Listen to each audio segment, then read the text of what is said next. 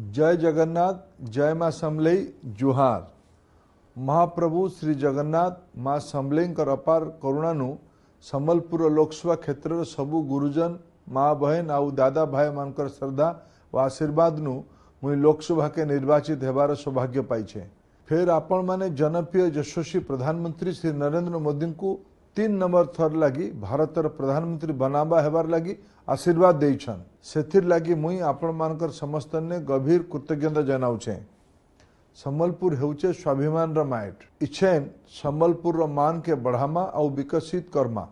प्रधानमंत्री श्री नरेंद्र मोदी सफल नेतृत्व थी संबलपुर विकसित हेबा। संबलपुर के विकसित कराबार काम मुई मुनामी।